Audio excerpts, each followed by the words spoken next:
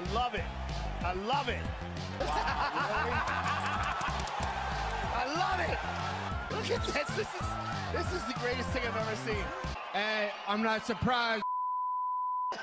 Hey, what's poppin', my homies? We're doing another one, another full card breakdown and predictions video. This one's going to be Calvin Kattar taking on Josh Emmett. A good main event and a good UFC card. Now, before we get into the UFC card, we normally look at the Money City comments, but unfortunately, we cannot do that on this card. YouTube currently has like a glitch on the comment section, so that's kind of annoying. And I know a lot of people cache those Money City comments, like a lot, so that's a little bit annoying. But guys, last week I said if Taylor Santos wins her fight against Valentina, I would get Taylor's name tattooed on me. I said that. I don't know why, but I said that. Guys, just before we get into breaking down these fights, check this tattoo.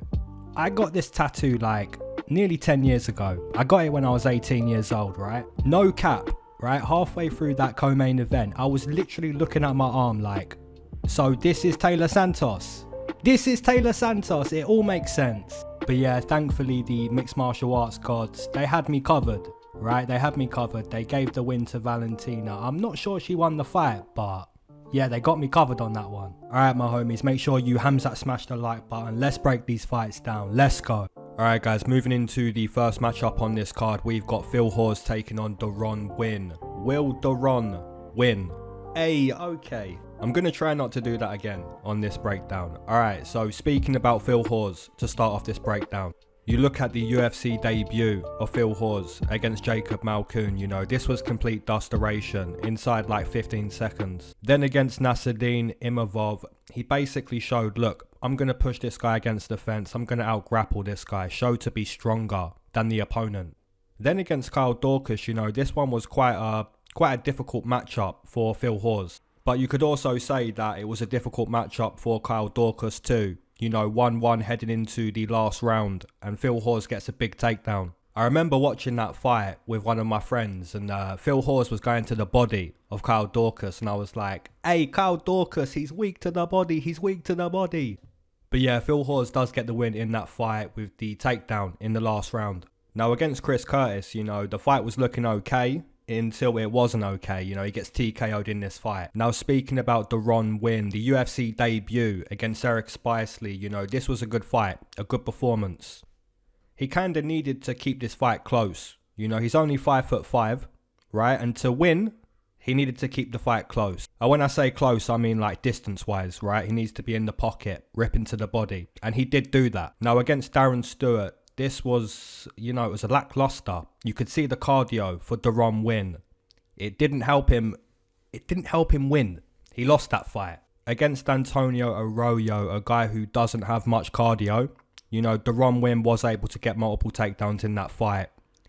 I'm not going to say it. So to make a prediction on this one, guys, I think at 5'5", it's pretty difficult to compete. Right, it's going to be difficult for Deron Winn to compete. If you're 5'5", you can't be striking too much. You've got to get the takedowns going. You know, multiple takedowns in the fight against Phil Hawes. Now, the problem with that, Phil Hawes has good wrestling. His jiu-jitsu's not bad. His kicking's good. His boxing's good. He's training at Sanford MMA. Yeah, my first prediction on this UFC card, guys, I think we're all going to pretty much be taking the same prediction here. I'm going to take Phil Hawes to beat Deron Winn.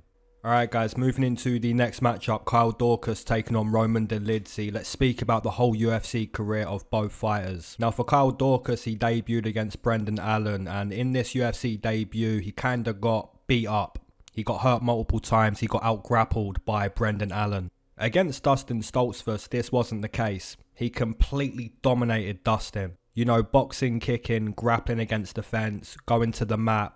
Completely dominated this guy. Then he fought Phil Hawes, which we just spoke about. You know, this was a close fight. 1-1 heading into the last round where Phil Hawes gets a big takedown. Now against Kevin Holland, you know, this was a accidental headbutt, but you could see Kyle Daukaus working against the fence. You can see him getting that over-under, or I think it was double unders. He was showing Kevin Holland straight away, look, I'm physically stronger. I'm going to bully you in this clinch position. But yeah, we get the accidental headbutt and we don't get that fight. But yeah, he was strong in the clinch. Now against Jamie Pickett, you know, this was complete dusteration. It didn't even leave round one.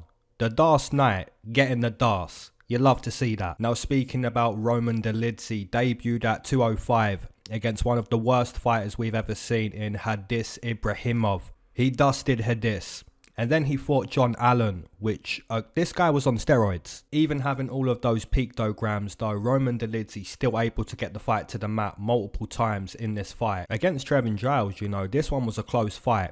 It was arguably 1-1 heading into the last round, but Trevin Giles just got that experience. He's got that boxing. I don't think Roman Dolidze should be disappointed with that fight, but yeah, it was close. Really close. Now speaking about Roman Dolidze in his last fight against Loreno Staropoli, this was boring, right? The fight was boring, but Roman Dolidze did show us, look, I'm just going to clinch him up, I'm stronger, and I'm going to win the fight. I don't care if it's boring. I'm going to win this way. So after speaking about both of these fighters, I think this matchup is a pretty difficult fight to predict.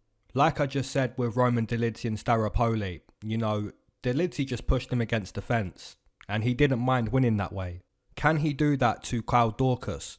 You know, Kyle Daukaus likes to grapple, likes to clinch against the fence.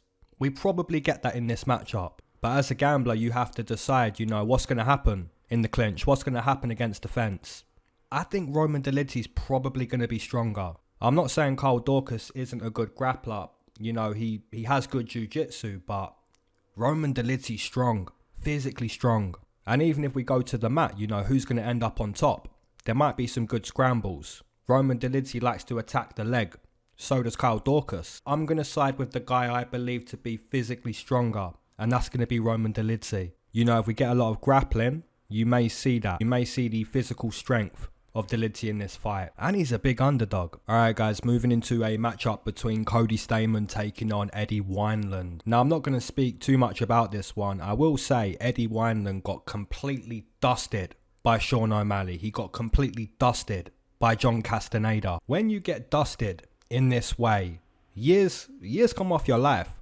You know, you're going to take brain damage getting dusted like this. And you're 37 years old.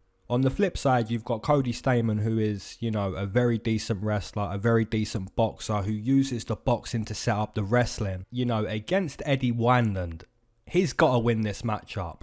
I'm pretty sure he uses the wrestling to break the losing streak. If Cody Stamann can't win this matchup, don't even put him in Bellator. Don't even put him in Bellator. I would be amazed. He's got to win this fight, and I'm pretty sure he does. He's going to use the wrestling. If anyone's picking Eddie Wineland to win this fight, you've got to go to the comment section and tell me why. I just can't do it. I'm taking Cody Stamann. Alright, moving into a matchup between Danny Chavez taking on Ricardo Ramos. Alright, starting with Danny Chavez. Now, Danny Chavez had a good UFC debut against TJ Brown. You know, he showed the calf kick multiple times in that fight and done some real damage with it. Even the counterboxing of Danny Chavez was pretty good, but the main weapon that I noticed in the UFC debut, it was the calf kick. Then he got matched up against Jared Gordon, which for some reason, I don't know why Jared Gordon's landing his calf kick against Danny Chavez, like multiple times. If you're Danny Chavez, you know, you can't be getting calf kicked like that against Jared Gordon. You've got to get some respect. And to do that, you've got to be more aggressive, you know, show a little bit more. Essentially, though, he didn't. And Jared Gordon landed multiple calf kicks, then took the fight to the mat. He basically won the striking and the wrestling. Now, against Kai Kamaka, guys, let's be honest. Kai Kamaka won this fight. He won this fight, but because he had the point deduction, you know, it goes down as a draw. I think Danny Chavez has to do a little bit more in this fight. You know, he's got to be more aggressive.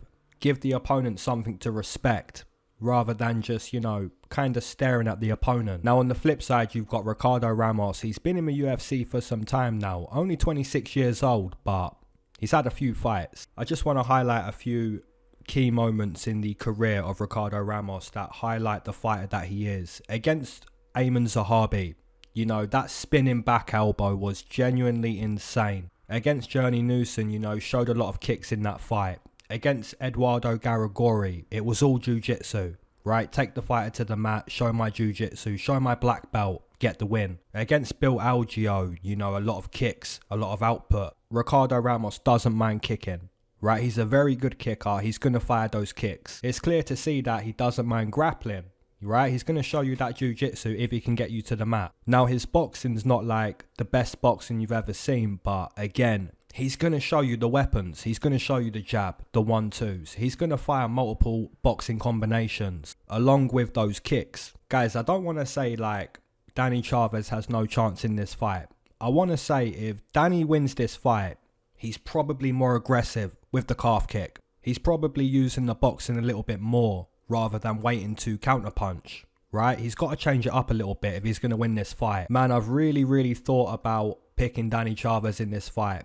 I'm not going to make that pick. I'm going to pick Ricardo Ramos to have a higher output than Danny Chavez, and Danny might look the same. I'm interested to see though. I really think Danny Chavez could do it if he just adjusts to what he's looked like in his last two. You have to go back and watch those fights and see what you're doing wrong. Like I said, what I think he's doing wrong is, you know, giving the opponent too much respect. Fire that calf kick. Fire it. It's a nice weapon for Danny Chavez. I don't think he's going to do it. I'm going to pick Ricardo Ramos. I'm not going to bet this one. Alright, moving into a matchup between Gloria de Paula taking on Maria Oliveira. So starting with Gloria de Paula to start this breakdown. If you look at the UFC debut against Jinh Yu Frey, she got dusted because Jinh Yu Frey decided, look, I'm going to grapple. We're not going to strike. I'm going to grapple. Then against Cheyenne Vlismas, you know, man, got even dusted harder than the UFC debut.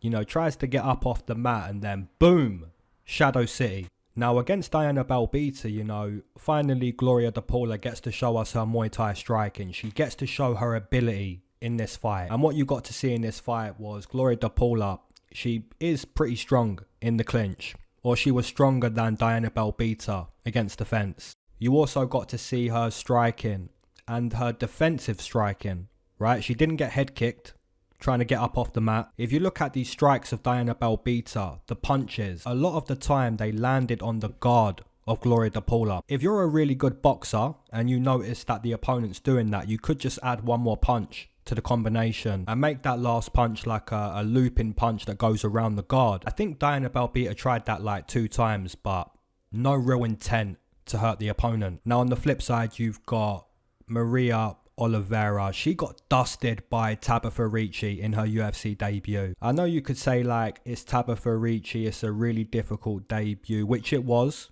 right? It really was, but you've got to show your weapons. You've got to show where you're good in the fight. And to be honest, Maria Oliveira really didn't do that. My prediction in this fight, guys, I'm going to side with Gloria de Paula. She appears to be better pretty much everywhere. Maybe not on the mat, but it's not even going to go to the mat. It's a striking matchup. And in that type of matchup, Gloria de Paula will win this fight. She might push Oliveira against the fence like she did against Belbita, but yeah, she wins this matchup. Alright guys, moving into a matchup between Jasmine Jasudavicius taking on Natalia Silva. I'm pretty confident that Jasmine Jasudavicius would win this fight. And the reasons why I think she wins this fight, if we look at her Contender Series performance, you know, a bit of everything. The wrestling, the top control, the teeps to the body. She looked good. And that's the main reason why I took her as a big underdog against Kay Hansen in her UFC debut. And she showed the same thing again. I do want to mention Jasmine's submission defense. You know, 2 times in both of these fights, her submission defense looked pretty good. Now the opponent, Natalia Silva, if you look at her record, right, she's getting a few arm bars, a few arm locks against pretty much nobodies. But it appears to be jiu-jitsu that she's looking to use. She did fight Marina Rodriguez, and Marina Rodriguez just beat her up. You know, teeps to the body, punches to the skull, took her to the mat, just dusted her. And guys, if you look at Jasmine Jasudavicius, look at her body type. Look at Marina Rodriguez, look at her body type. They're both wiry, they're both long, they're both the same type of, you know, body type. Natalia Silva had trouble with that body type. I think she's going to have trouble again against Jasmine Jasudavicius. If Jasmine wants to grapple, I think she can grapple. If she wants to kick, I think she can kick. If she wants to box, I think she can box. If she wants to push Natalia Silva against the fence and work in the Muay Thai clinch, I think she can do that. I think she wins this fight. Alright, moving into a matchup that is pretty difficult to predict. We've got Jeremiah Wells taking on Court McGee. If you want to make a prediction based on who's got more experience, you know, who's fought better competition, who knows how to do it all, if you want to make the prediction based on that, you're picking Court McGee. If you're picking Jeremiah Wells, you know, maybe you're trying to fade Court McGee, or maybe you think Jeremiah's fresher and has more chance because of that. He does have pretty good jiu-jitsu. He does have knockout power. I think this one's a pick'em.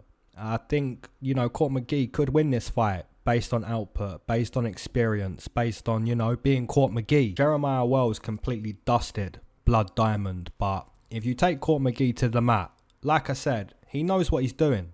So can Jeremiah get a submission like that? I'd be shocked. You look at Jeremiah Wells get the stoppage against Warlley Alves, right? Could he do that against Court McGee? If you go for the kill like that and get tired, you know, Court McGee's going to punish you for that. You cannot get fatigued in this matchup. In my opinion, guys, it's a pick 'em matchup. And if you lay money on either side, I don't think you should lay too much money. But I'm going to pick the Bone Crusher, Court McGee, to win this fight. The main reason why I'm going to make that prediction, I like the experience. I like the know-how of Court McGee. He knows how to win the fight. I think he can win the fight.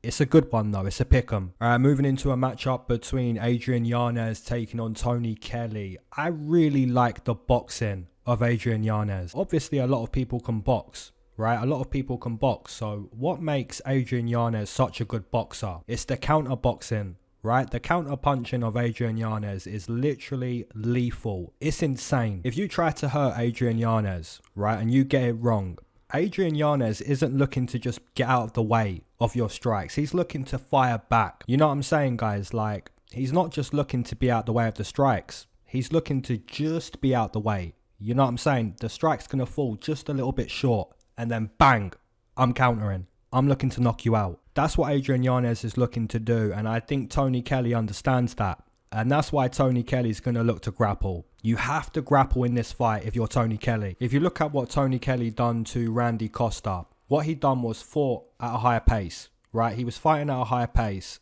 and that allowed him to get the grappling going. Eventually, Randy Costa slows down. Tony Kelley takes him to the mat, and it's complete dustoration. Tony Kelley does have some good cardio, right? He's got to use that to his advantage in this fight. Look to basically do the same thing you done against Randy Costa. But here's going to be the real difference in this fight, in my opinion. I think Adrian Yanez has the ability to punish Tony Kelley, right? If we're striking, there's going to be a punishment handed out. You know what I'm saying? Adrian Yanez is going to win this fight by TKO. Alright, my homies, you know what time it is. And if you don't know, now you know. If you waited to smoke with me, amen. If you've been smoking this whole time, double amen. If you're not a smoker, but you enjoyed the smoke breaks, that's a triple amen, gang. Let's go. Guys, please tell me how crazy that main event was. You know, Jiri Prochazka and Glover Teixeira. Absolutely crazy. And even if you took Glover Teixeira, you know, if you made that prediction, made that bet, you know, that wasn't a bad bet, wasn't a bad pick. Glover Teixeira showed up. I kind of needed that main event not to reach round 5, and somehow it does, but yeah, just craziness. Now this main event can't be as crazy. You know, Calvin Kattar, Josh Emmett, it can't be as crazy, but it's still going to be a good main event. Now just before we finish the smoke break, guys, I want to give a big shout out to all my boys in my Discord. Massive shout out to all of you guys. Massive shout out to Kane. He done a really beautiful fight breakdown on the co-main event. No, sorry, the co-main's co-main, which was Joanna Jędrzejczyk and Zhang. Completely nailed that fight breakdown. Beautiful stuff. 2 more shout outs I want to give. Pablo. Hey, we had a little Western. Yeah, shout out to your Western. You won that Western. Fair play. And the final shout out I want to give is to Chef Mikey. The King Chef Mikey. The G. The bro. And for some reason, Mikey, you want me to do an Ali G impression. I don't know why you want me to do that, but I will do the impression. Hey, West Side is the best. West Stain's massive. I don't know why you wanted me to do that, Chef, but yeah, there you go. That's the West Stain's massive. Alright, my homies, let's get into breaking down this main card. Let's go. Alright, guys, moving into a matchup between Julian Marquez taking on Gregory Rodriguez. Now, I didn't do a lot of tape on this fight. I went against Gregory in his last fight. I took Arman as a nice underdog. I'm not sure if I want to go against Gregory again. I'm not sure if I want to do that. And the reasons why I'm thinking I probably shouldn't. Gregory Rodriguez is a very good fighter, you know, the grappling's good. He's got the jiu-jitsu. Then you look at the striking of Gregory Rodriguez and he's got that too. You know, the kicking's good, the boxing's good. He looks composed and technical. Now speaking about Julian Marquez, you know, a much different fighter than Gregory Rodriguez. He's not as technical, right? But he is more powerful. He's like a brute force, is the Cuban Missile. He might not be an elite wrestler, but he still will push you against the fence and show you, look, I've been eating the protein. I've been lifting the weights. I'm a pretty strong guy. And that's pretty much what you've got in this matchup. I think if you want to pick the technically better fighter, you're picking RoboCop. If you want to take a little shot on an underdog, you know, who has a good chance if he can fight his fight, which may be, you know, pushing Gregory against the fence. You know, Julian's kind of got to make this fight ugly. He's got to make it dirty. Kind of like what Josh Kulabau done. You know, he's got to make it like a dog fight. And Julian does like that fight. If you're going technique for technique against Gregory Rodriguez, it might not play out too good. So, yeah, it literally comes down to who can fight their fight, who can do what they've got to do in this matchup. It's a good matchup. Like I said, guys, I went against Gregory in his last matchup. I cashed R-Man as a nice dog. I'm going to go against Gregory again. I'm going to take the underdog, Julian Marquez, to win this fight. I wouldn't be shocked to be wrong on this one though, guys. You know, Gregory Rodriguez, this guy can throw down. This guy's got technique. All right, moving into a very, very good matchup. You've got Damir Ismagulov taking on Guram Kutaladze. This one's a good one. Now, speaking about Damir Ismagulov to start, this guy is one of my favorite fighters. He kind of reminds me of like a Peter Yan, but a 155 version. You know, I was watching tape and I came to that conclusion. I was baked. I was super high, but yeah, kind of like a Peter Yan at lightweight. The Muay Thai kicks are beautiful. The jab is beautiful. He's got that high guard defense. You know, the right hand basically glued to the temple, the same way Peter Yan fights. His Muay Thai is unbelievable. It's composed. It's technical. I like Damir Ismagulov as a striker. Now, we do have to speak about Rafael Alves was able to drop Damir early in that fight. You know, Alves kind of just said, I'm going to go 0 to 100 real quick. We're not even going to get into the fight, make reads. So I'm going to go mad real quick. You know, it did work against Damir Ismagulov. So if Guram Kutaladze, who isn't afraid to throw power, this guy puts power into every strike. If Kutaladze just tries to, you know, go 0 to 100, I wouldn't be shocked, right? I wouldn't be shocked. Kutaladze is also a Muay Thai striker, right? He's looking to use the Muay Thai kicks, but I don't think he's as technical as Damir Ismagulov. He does kind of have the high guard defense as well. And if you throw a jab, he'll try to counter that jab. You know, come over the top with the overhand, look to knock you out. I was quite impressed with his UFC debut against Mateusz Gamrot. You know, anytime Mateusz took him to the mat, Guram got back to the feet. And that was impressive. You could see that he was training with Khamzat. My prediction in this matchup, guys, I'm going to side with who I believe to be the technically better fighter, the more composed fighter. And that's going to be Damir Ismagulov. If Guram Kutaladze can get this one done, you know, 2-0 in the UFC with wins over Mateusz and a win over Damir, if he can do that, I'll be amazed. Alright, moving into a matchup between Buckley taking on Albert Duraev. A pretty interesting matchup. Now, speaking about Buckley first, I think I know why they put this match together. Right? If we look at Buckley, he's a guy who kind of knocks you out. Right? You see that in his UFC career. You look at the matchup against Kevin Holland, which he got outclassed in that matchup. You look at what he done to Impa Kasanganay. Oh my goodness. One of the craziest knockouts we've ever seen. Arguably the craziest knockout you've ever seen. Then you see what he does to Jordan Wright, right? TKO, dusteration, complete dusteration. Against Alessio Di Chirico, you know, kind of got some karma from the Impa Kasanganay knockout. And it's kind of crazy too because Alessio got head kicked by Abdul Razak Al Hassan and then follows up with a head kick against Buckley.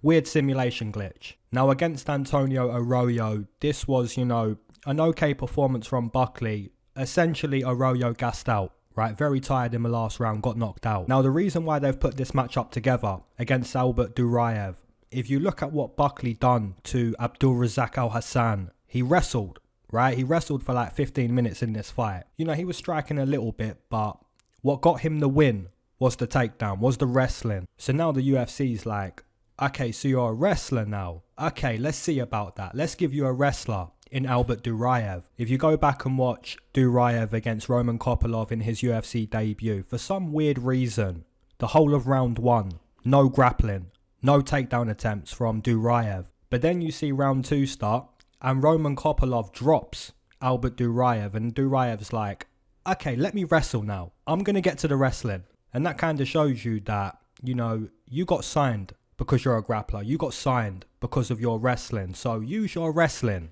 Albert Duraev. You know, if Albert Duraev is trying to strike with Buckley in this fight, if he's trying to do that, good chance he goes to sleep. On the flip side, if Albert Duraev has the mindset, look, I got dropped by Roman Kopylov. I'm not going to get touched by Buckley. I'm going to take this guy straight to the mat. And if you're Buckley, you know, you wanted to wrestle against Al Hassan, are you going to wrestle in this fight? I'm going to be interested to see, because if he does, he's getting dusted. My prediction is Albert Duraev to grapple. He didn't grapple early against Roman Kopylov, but I don't think he's going to make the same mistake in this fight. And that's why I'm going to pick him to win. Alright guys, moving into a matchup between Tim Means taking on Kevin Holland. Now Kevin Holland should win this fight, right? He should win. His kicking's better, he's quicker, he's a better boxer, he's a better striker. He should win this fight. But if we're going to speak about ways that Kevin Holland might lose the fight, if we're going to do that, let's do that. Thiago Santos took him to the mat. GM3 had success grappling. Even though he lost, he still had success grappling against Kevin Holland. Brendan Allen beat him in his UFC debut because he took him to the mat. Jacare took him to the mat. Blonde Brunson took him to the mat. Marvin Vettori took him to the mat. Kyle Daukaus pushed him against the fence. He got the win against Cowboy Oliveira, but even then, Cowboy Oliveira still found himself on the mat with Kevin Holland. So that's really going to be the way that Tim Means is going to win this fight. He understands Kevin Holland is not a good wrestler. He's not physically strong. And Tim Means is going to try to do that. You know, he's going to try to push him against the fence. He's going to try to take him to the mat. He's going to try to grapple Kevin Holland. There's a lot of evidence on how to beat Kevin. But guys, if you put the M16A4 with the red tiger, red dot, COD 4, 2007, you point that to my head, I'm picking Home Alone, Kevin Holland, right? This is the homie, right? Kevin, he got left at home, alone, at Christmas. He's going to win this fight. The homie Home Alone has to show some improvements with the grappling. I think he does. And when Kevin Holland can break away from those grappling exchanges, you know, get to the striking, I think he wins this fight against Tim Means. He should kind of show everyone, look, I'm quicker, I'm a better kicker, I'm a better puncher, I'm fresher. My striking's going to win me this fight. Alright guys, moving into a matchup between Donald Cerrone taking on Joe Lauzon. Now we've already spoken about this co-main event. Hey, Cowboy Cerrone could be on a 20-fight losing streak. I'm betting on Cowboy Cerrone. One last time, one last win. I'm doing that, guys. My prediction is the same in this co-main event. I haven't got a bet on Cowboy Cerrone yet, but I probably will. I think minus 160 would be a good price. Maybe not a good price because he's old, but against Joe Lauzon, come on. If you're going to bet on Joe Lauzon, he's got like 24 stoppages in 28 wins or something crazy like that. So you take a inside the distance prop on Joe Lauzon. But for me, guys, like I said, Cowboy Cerrone could be on a 20-fight losing streak. I'm not picking against Cowboy Cerrone against Joe Lauzon. I'm not doing that. So there's no point speaking about, you know, Cowboy's old, Cowboy's been dusted. There's no point speaking about it. I'm picking Cowboy Cerrone every single time against Joe Lauzon. No matter what. Let's go. Alright guys, moving into the main event. A really good main event. Calvin Kattar taking on Josh Emmett. Now speaking about the Boston finisher, Calvin Kattar first. This guy's a boxer, right? A very, very good boxer. The straight shots, the jabs, the 1-2s. He understands boxing. If you look at the losses of Calvin Kattar, the first loss was to Renato Moicano. I was at this fight in New York. He just got calf kicked, right? Renato Moicano, calf kick central against Calvin Kattar. Against Zabit, you know, Zabit has all the tricks, right? Trick City in that one. Against Max Holloway, you know, this one was, you know, Matrix. Max Holloway entered the Matrix, and it was a beautiful thing to see. Now, speaking about some of the beautiful performances that Calvin Kattar has had against Jeremy Stephens, he nearly killed Jeremy Stephens, like nearly killed him. Against Ricardo Ramos a few years ago, nearly killed him. Against Dan Ige, outclassed him. Against Giga Chikadze, you know, this was the first card of the year, and I remember saying that if Calvin wants to win this fight, he's got to take away the space, he's got to crowd the kicker, and you've got to give Calvin Kattar a lot of credit because he did that. No one has been able to do that against Chikadze, but Calvin Kattar did. Now the opponent Josh Emmett is not a kicker. He's not a kicker like Zabit. He's not a kicker like Moicano. He's not a kicker like Chikadze. He's not about that kicking life. This guy's about, I'm going to touch you and you're going to go to sleep. That type of life. You put that type of style against Calvin Kattar, a guy who's got a chin, right? I don't think Josh Emmett's going to do it. And I know he's got big power. I know he can knock you out. But against a very, very good boxer in Calvin Kattar, you know, even if you land that shot, it's not going to land flush. He's going to roll with the shot. I think Calvin's going to box the face, box the nose of Josh Emmett in this fight. Over 25 minutes against a very, very good boxer in Calvin Kattar. I don't really like the chances of Josh Emmett in this fight. I think he's got, you know, has to find a knockout chance. It's knockout or bust, potentially, for Josh Emmett. Like I say, against Calvin Kattar, a very good boxer who understands what you're trying to do with the punches. It's going to be difficult. So my prediction in this main event, I'm going to side with the better boxer, and that's going to be Calvin Kattar to win this main event. Alright, my homies, as always, drop down your main event, your co-main event, your 2-fight parlays, your underdogs, your straight plays, your Money City comments. Drop that in the comment section below. And as always, my homies, keep your eyes to the sky, never glued to your shoes. Mac Miller. Alright, peace.